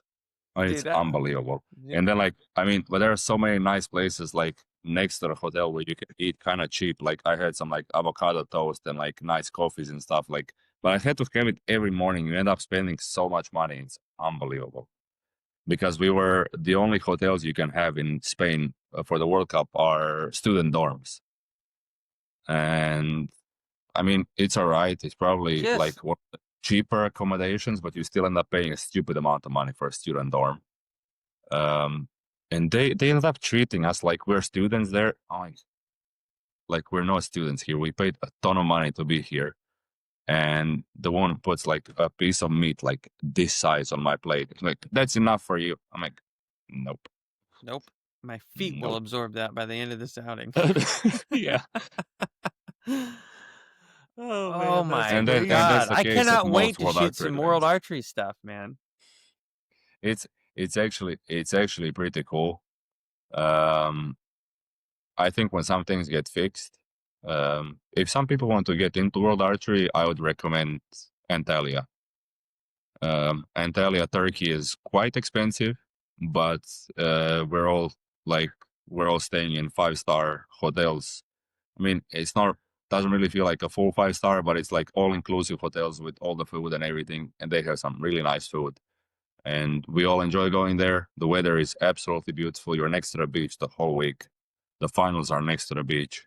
And Turkey is by far my favorite World Cup. No kidding. Mm. I'll be damned. So World Archery is 50 meters, correct? Has that been the standard, or has that changed recently? Oh, not recently. I think they changed it. Like I'll probably be wrong, but around 2010, 2009, 2010. So it's been the standard for quite a while. They shot 70 meters before, but then I think the reason for the change was that they want to change it away from recurve to try building towards the Olympics, so we can actually show the Olympics that there is a difference between the categories. So they're not just putting another same category in, just different bow style. Gotcha. So it's been 50, I think, for 15 years. Okay. I honestly really hope it changes. I would really like to see it go to 60 meters on the same target face, so like 66 yards or whatever on the same target face. That would be cool. Mm-hmm. That would Because be the results have gotten so ridiculous. It's unbelievable. Something's got to change. Yeah, exactly. Last year I shot 706 in Turkey. It was a little bit breezy, but nothing crazy. It was just like, it was a nice day to shoot. I shot 706. I was 32nd. I think the cut was like 702 or something like that for 64th place. I mean, that's archery across the board lately. I mean, you saw the Vegas shoot off. It was like cool, but I mean, ridiculous. It makes you not want to shoot anymore.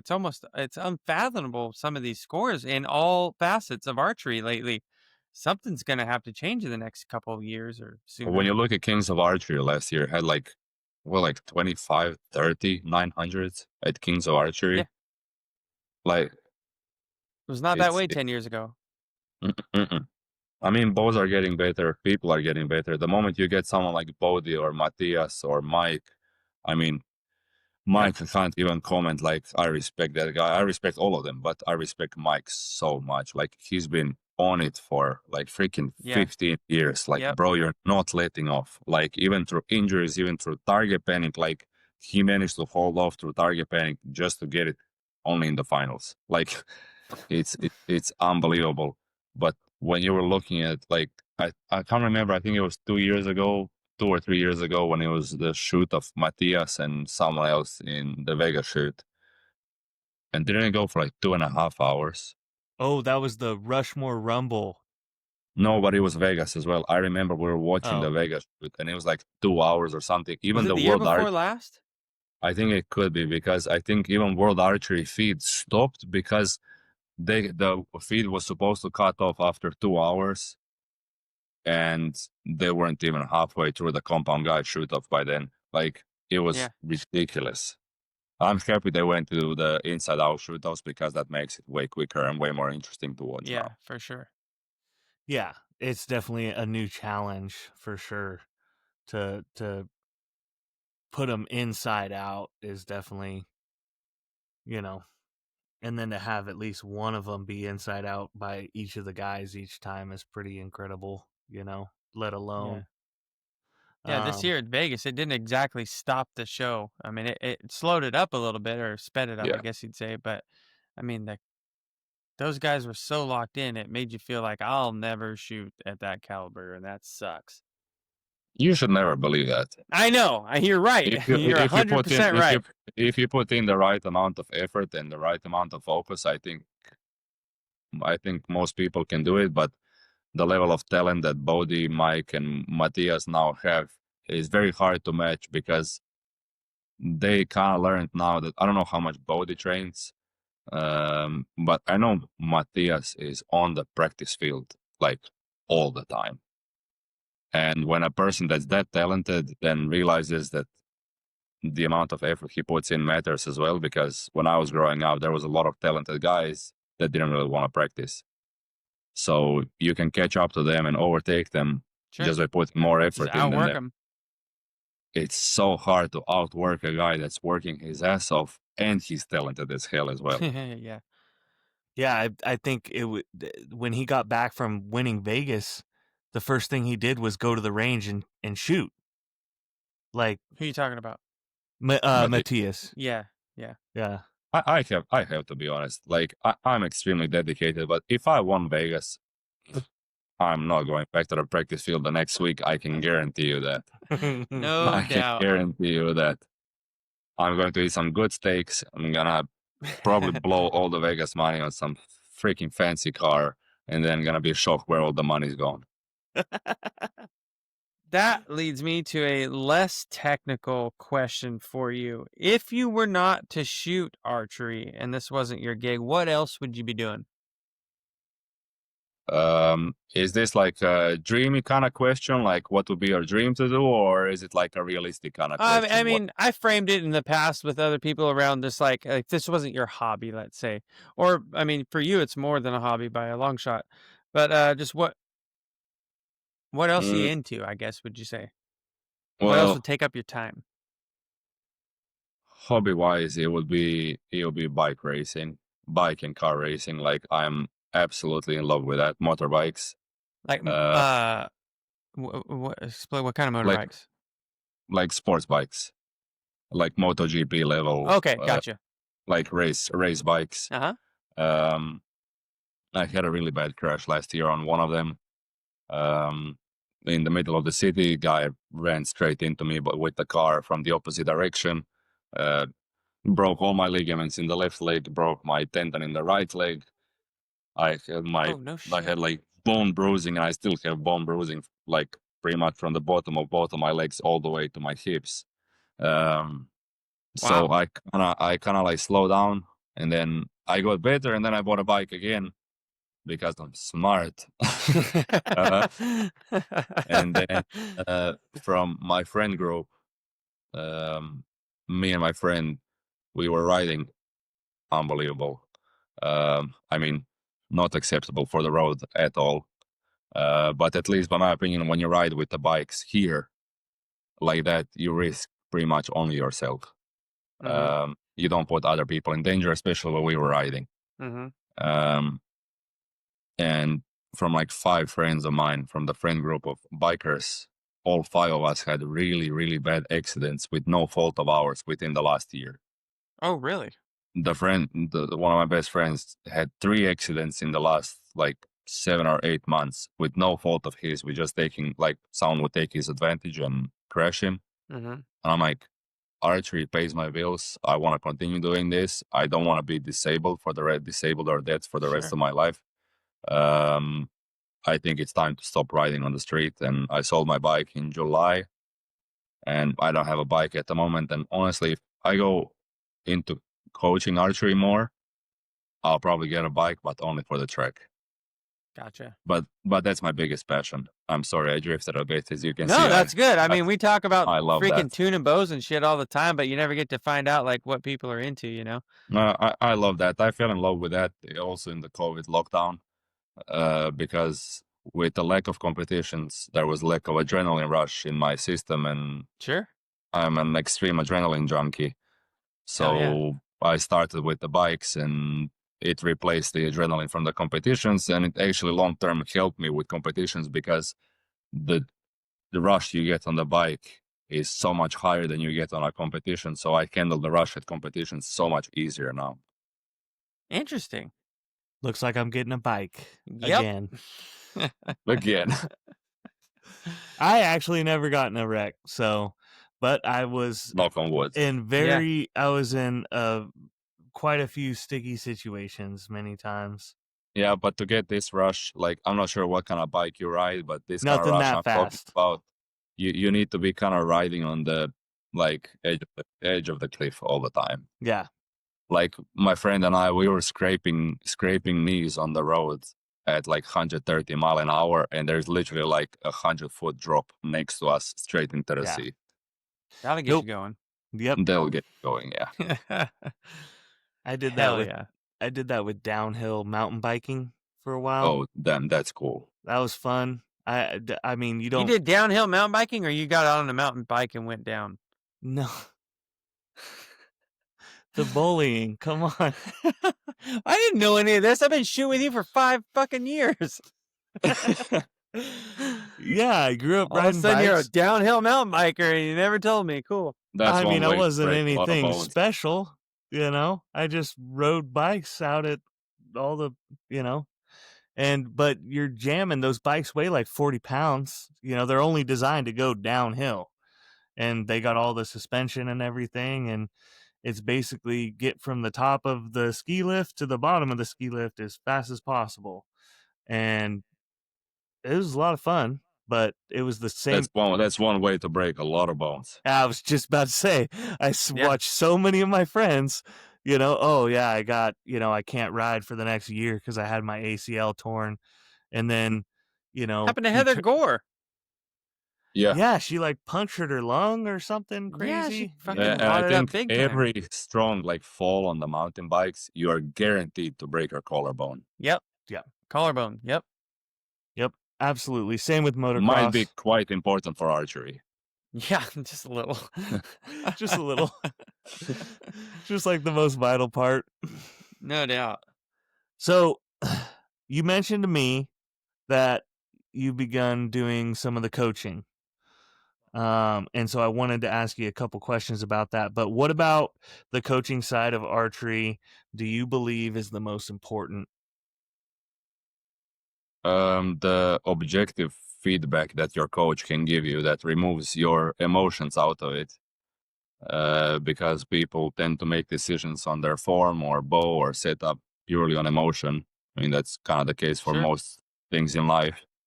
And when you have someone that's objective next to you, they can give you an objective feedback from video analysis, what to fix. And also I noticed that a lot of people tend to pretend that they know a lot about bow tuning, but they don't.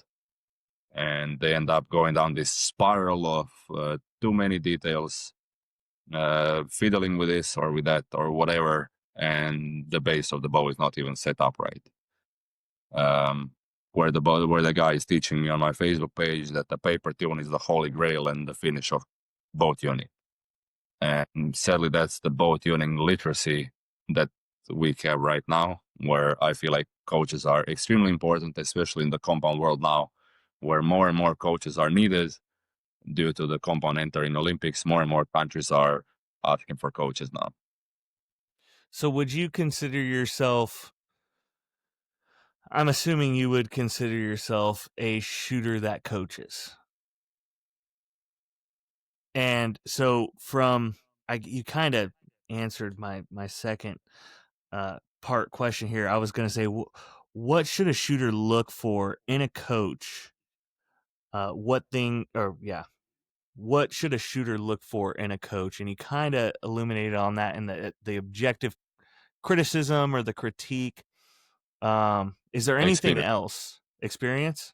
I mean, you gotta, like, this is a funny thing to answer, because you gotta give a chance sometimes to also unexperienced people, because you might hear some good ideas and they have to start somewhere. but then they start with beginners.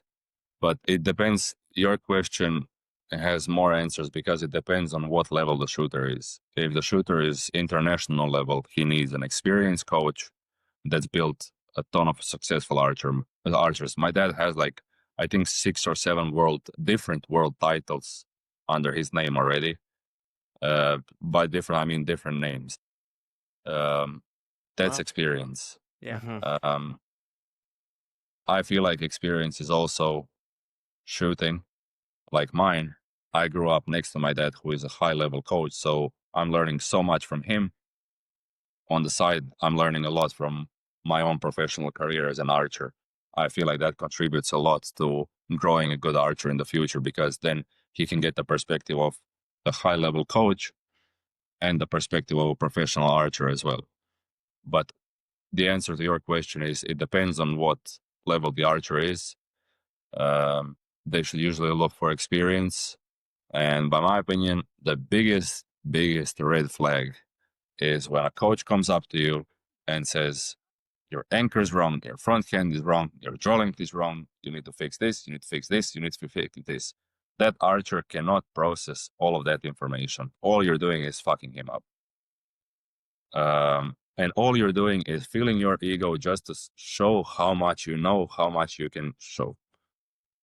By my opinion, from my point of view, you show how much you don't know and how much of an egomaniac you are, which is a lot of the coaches in the archery industry and probably other industries as well.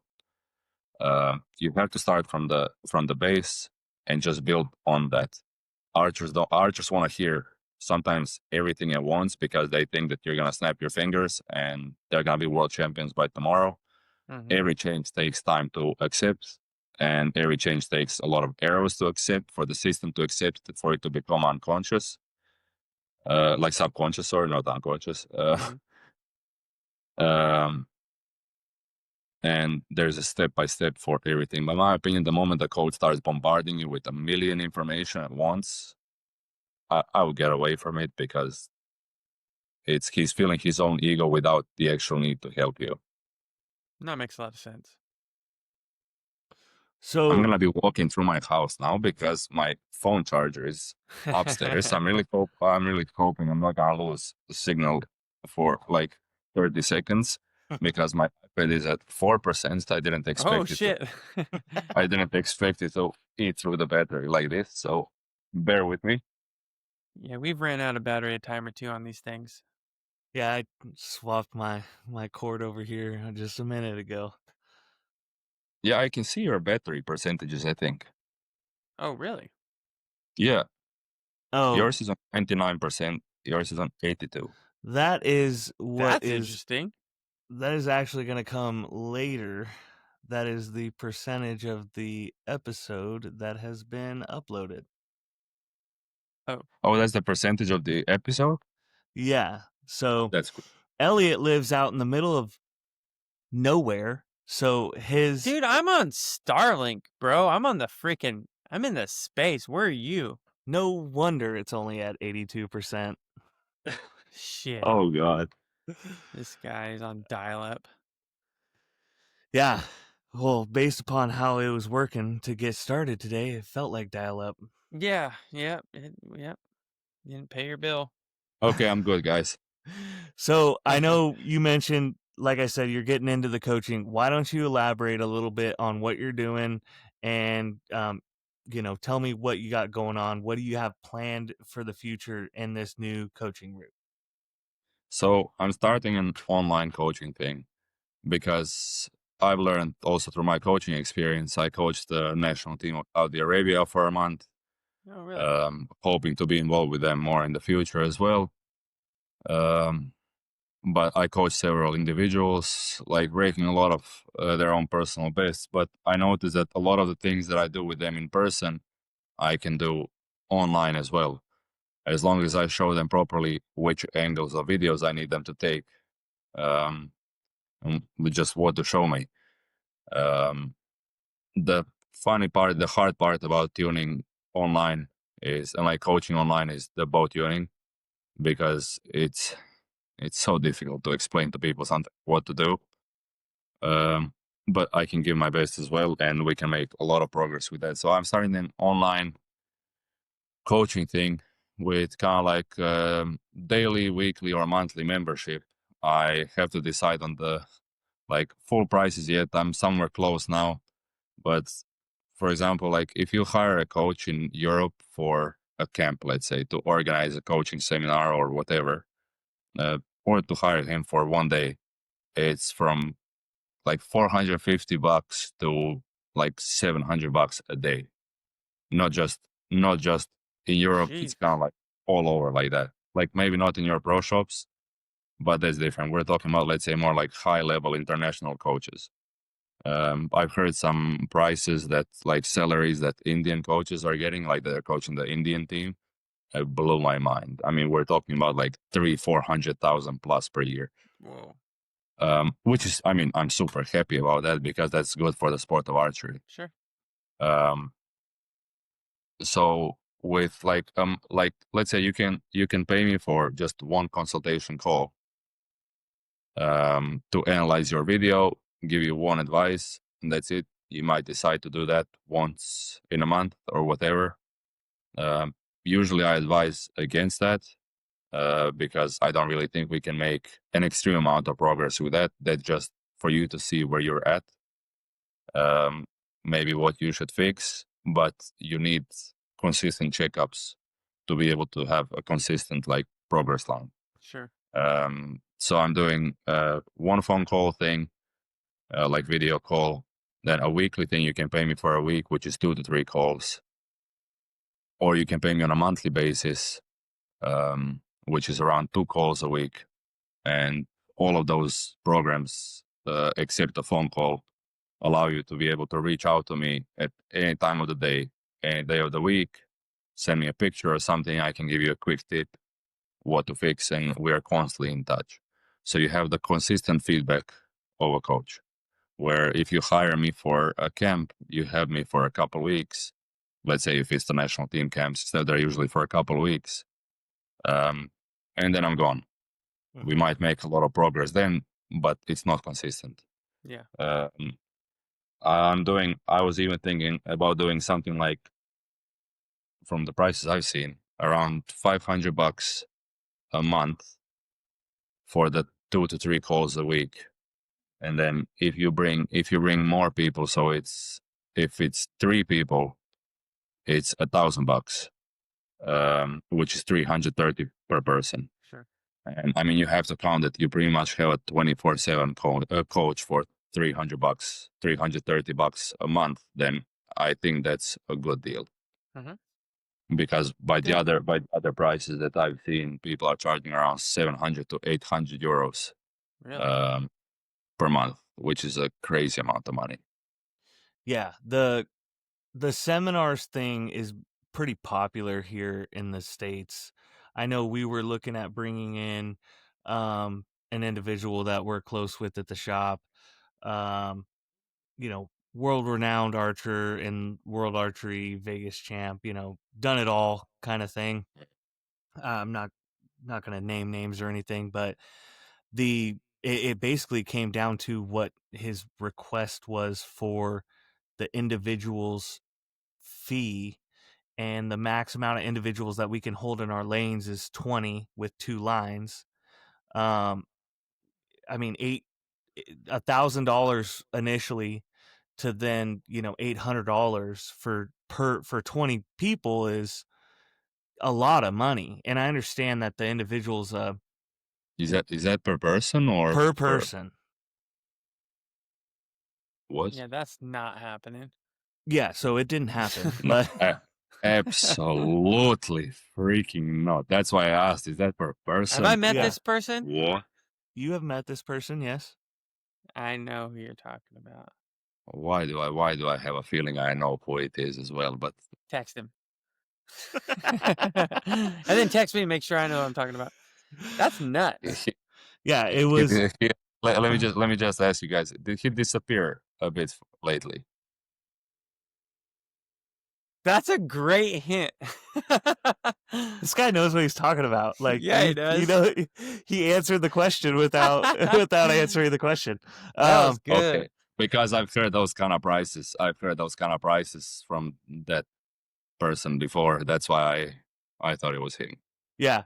I mean, like I said, Yeah, that's like I need to make my mortgage prices. Jesus, Jesus, that's like 17, 18 to 20 grand for how long? I want to say How long was that camp? Like a I- weekend or? I want to say it was 2 days. I want to say it was 2 days. We were working on it like 2 years ago. That's not a bad hourly wage. No. No doubt. No. Dude, I could get Mark Wahlberg on Cameo for less. And I'm giving you like a full-time coaching for like 500 or $300 a month. Yeah. Like, I think that's a lot more affordable than this. Oh, yeah, I don't. One and done. Yeah. Easy. And it's in it's a also, room full of people, that's a terrible way to learn anything. You're just going to hear a bunch of anecdotes and hope you walk away with something that you like. Not to take away from it, because someone that we're close with is doing it right now and they're going around, and I believe they have great information to provide. Paige, she's out there doing. Oh, but she's unbelievable. Yeah. She's unbelievable. Like the amount of knowledge she has, the amount of focus she puts on every person, it's like gets off to Paige, honestly. And the thing is, like, you're worth whatever people are willing to pay for you. So in the case of the guy, you weren't willing to pay for that. In case of Paige, they're obviously willing to pay for whatever she's asking because she's going all over the place from what I've seen. Yeah. And it's not like she's blessed with a bunch of free time. I can't even bring myself. It's unbelievable. It's like, how do you stretch yourself that thin all the time and still smile and don't just stress out and stroke out? She's probably gonna be able to retire very early. Yeah. Like if she's gonna even want to, because she's crazy. I mean, positively crazy. Yeah, for sure. Yeah. I'm really close to Paige as well. Like I think she's amazing, but she's unbelievable. She's sharp too. She's scary sharp. I think her day must have like 32 hours, and she doesn't want to. No shit, huh? Oh no, we're even blessed with being close enough to her to where, like, I know Elliot didn't go down to him, but she came down to the Central California indoor money tournaments this last indoor season, and like I was shooting right next to Paige. It was me and Paige on the line next to each other. Dude, I shot in her house. I understand her you did. Bedroom. I'm talking about the pressure. I'm talking about the pressure. Like I went down there, I paid, $100 to go down to this tournament, and I'm not just seeing the usual suspects from the Outlaws and, all the indoor money events. I'm literally shooting next to Paige, who's Tate was there too. I'm shooting with some of the best shooters that, you can find nowadays. And so it's definitely cool. And she comes out to the Outlaws I feel like at least one event a year she comes out and she shoots the Outlaws. They'll come to West Valley on Sunday just for fun. And she wants to help everybody. Yeah. Absolutely. Like, she's so outgoing. There's not, in my opinion, the GOAT title belongs to Paige, bro. Not just on her status of everything that she's won, but personality wise, as a brand ambassador, and then as a sport ambassador to archery. You can't pick a better face for, and you honestly can't also pick a better family. Kevin Pierce, her dad, is just an absolute hoot. He literally, at every single event, if me and Elliot are there, he'll come up and he'll be like, "Well, did you get him? Did you get him?" Yeah. Nobody's doing more for the sport than her, like on her own volition. Like she'll just go out of her way to do these seminars when she doesn't have. You've heard her talk about it, her schedule. There's no free time anywhere. Where she could maybe take some time to recover health-wise.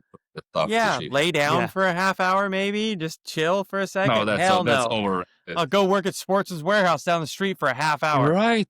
That's literally what I wanted to comment. So, I know when she was making a ton of money, like a ton of money. And she's like, oh, yeah, I work at Sportsman Warehouse still. I'm, yeah. Excuse me? Yeah. Like, she was what? coaching Caleb at that time.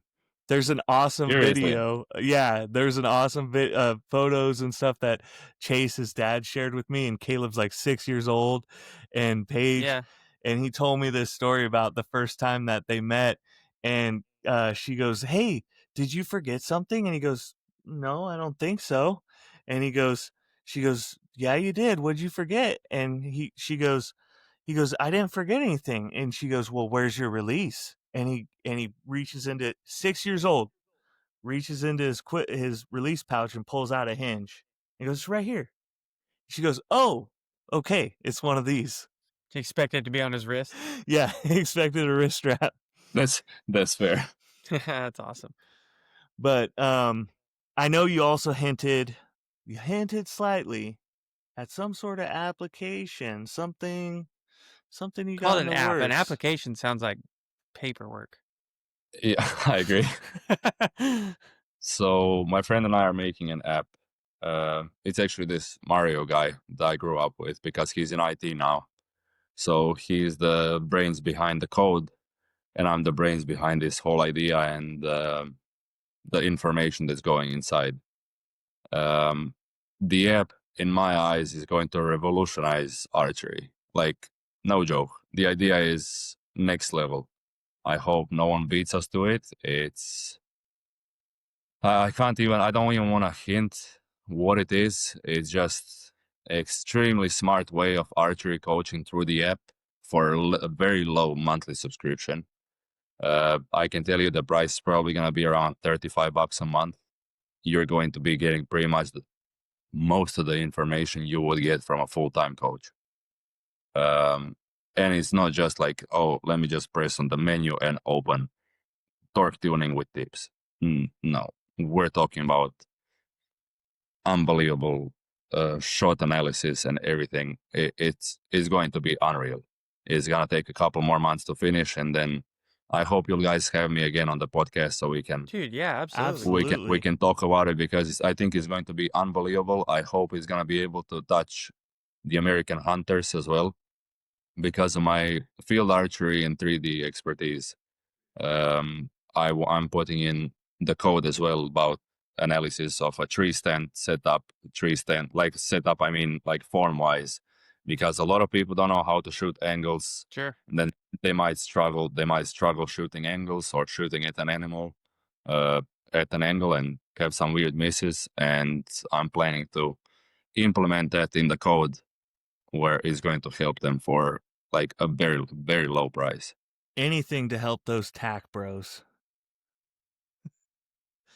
No, but it's true. My brother just tagged out on a great bull out in Montana a couple weeks ago, and he goes, I ranged it. It said like 36, but it was pretty downhill for me, pretty steep. So it's probably like 45.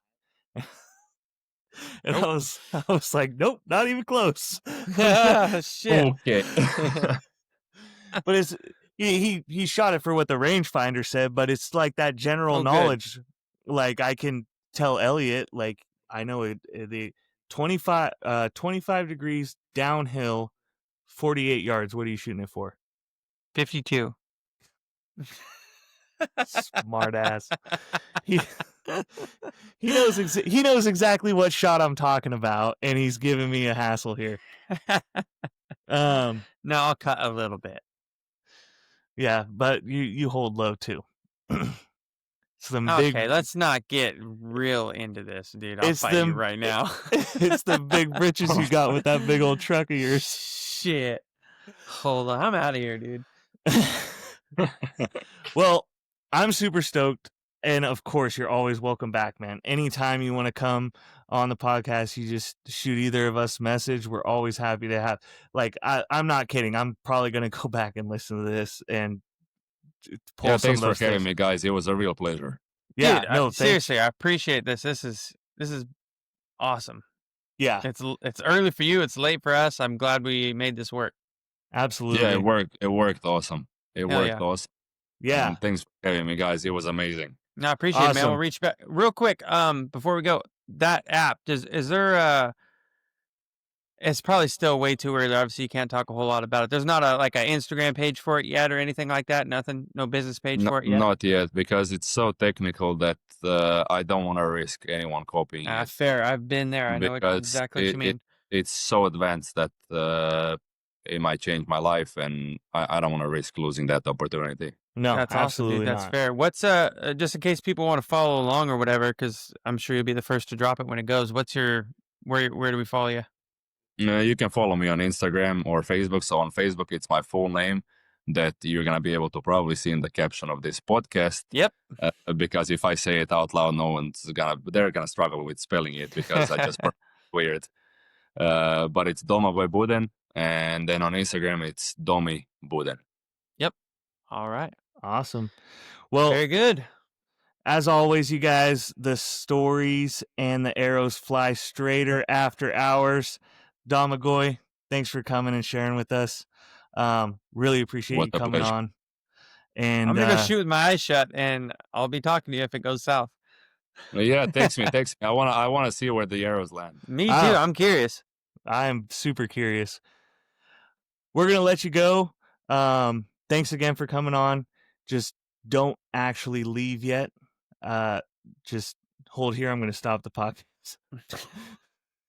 Good night.